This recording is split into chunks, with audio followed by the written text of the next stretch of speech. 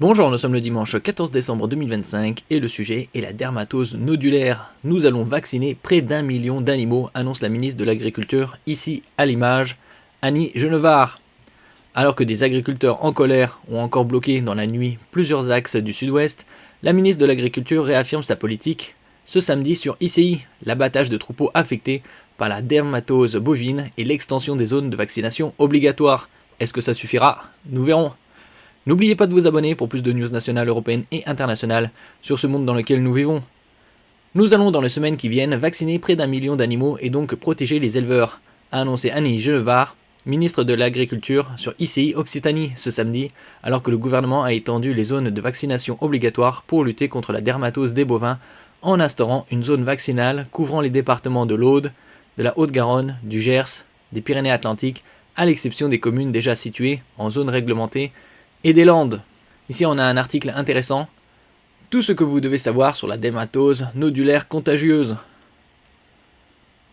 Une maladie bien connue depuis près d'un siècle, étudiée et documentée depuis 1929.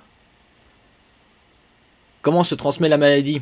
Elle est transmise par les insectes hermatophages qui piquent les animaux pour se nourrir de leur sang, mais ces insectes, des thons en particulier, ne sont pas des réservoirs de virus. Les vecteurs ne sont a priori pas très mobiles. Ils pourraient parcourir de 5 à 6 km par jour. La concentration géographique des troupeaux joue alors un rôle majeur, et le virus ne reste pas très longtemps vivant dans les insectes qui le portent. Mais ces insectes peuvent voyager dans une bétaillère ou dans une voiture. Les autres modes de contamination, mufle à mufle par exemple, ne sont pas exclus mais ne prédominent pas, selon les connaissances actuelles. Quels sont les taux de mortalité et de morbidité? Sur les troupeaux qui n'ont jamais été confrontés au virus, on parle alors d'animaux naïfs.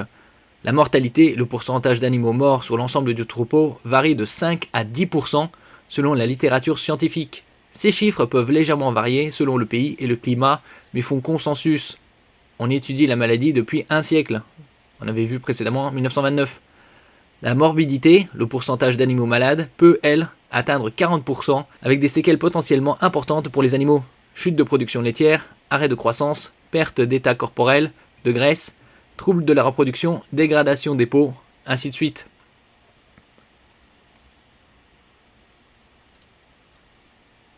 Exactement, cette mobilisation, elle commence à prendre de l'ampleur maintenant depuis 15h30. Vous allez le voir sur les images de Nicolas de Roussy. On compte entre 100 et 200 agriculteurs présents sur ce rond-point à Arras. Alors ici, on parle bien d'une mobilisation statique, pas de blocage. On est ici pour soutenir les agriculteurs du Sud, exprimer aussi son mécontentement. On est d'ailleurs avec Alexandre. Alexandre, vous êtes éleveur laitier dans l'Avesnois. Vous, c'est quelque chose qui vous concerne puisque vous avez 80 vaches. Pour l'instant, la dermatose, elle n'est pas encore arrivée jusqu'à vous, mais il y a une crainte quand même. Oui, il y a une énorme crainte. C'est quand même une maladie qui n'est pas transmissible à l'homme. Ça, il faut le comprendre. C'est pas comme la tuberculose. Qu'on abatte un cheptel entier de la tuberculose parce que c'est transmissible à l'homme, je le comprends tout à fait. Mais abattre des vaches saines c'est très très compliqué, quoi. C'est grave à mes yeux, c'est très grave, quoi. Qu'est-ce que vous risquez, vous, si vous perdez? Vous me parliez, c'est surtout important, la transmission à vos enfants, c'est ça aussi? Oui. La transmission des générations futures. Si un cheptel comme le nôtre, on crée une génétique et pour avoir de la plus-value sur la ferme et une bonne production, quoi. Une ferme rentable. Si on se retrouve avec un cheptel derrière qu'on rachète et qu'il n'y a plus de rentabilité sur l'exploitation,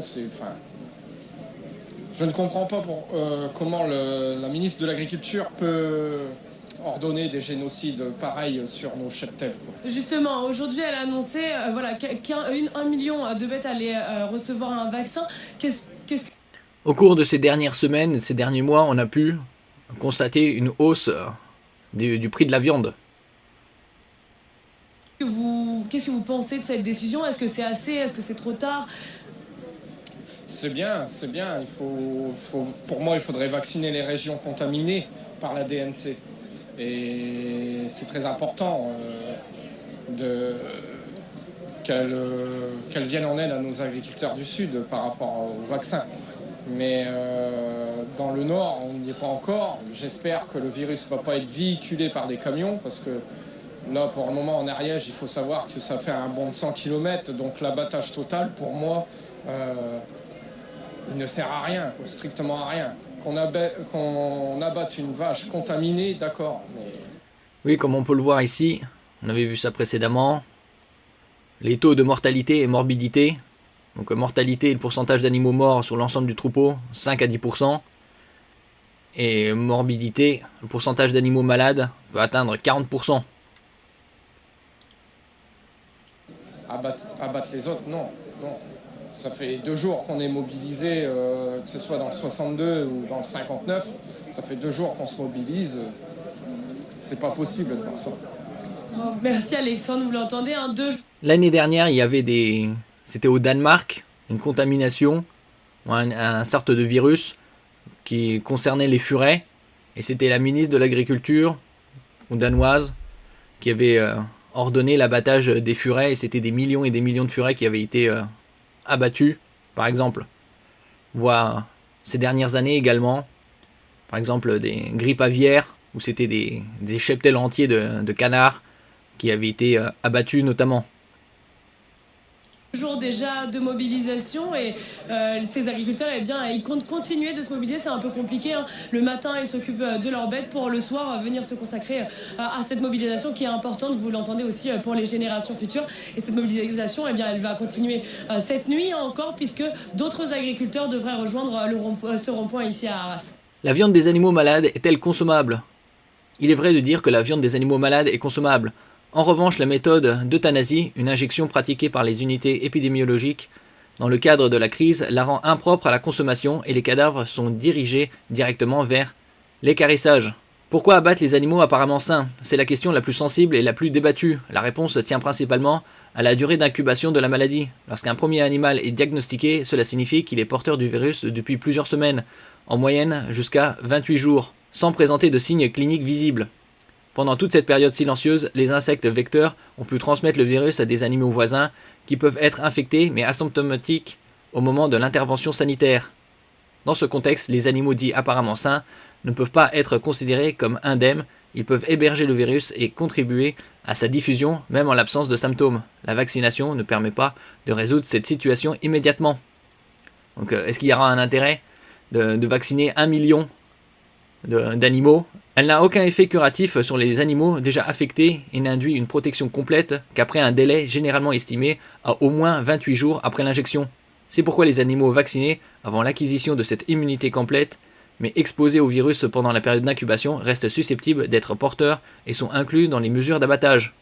Ainsi, l'abattage préventif ne vise pas des animaux sains au sens virologique, mais des animaux potentiellement infectés et contagieux dans un objectif d'interruption rapide de la chaîne de transmission et d'éradication du foyer. C'est le problème aussi des élevages intensifs avec des centaines et des centaines de têtes. Merci pour votre écoute et à la prochaine.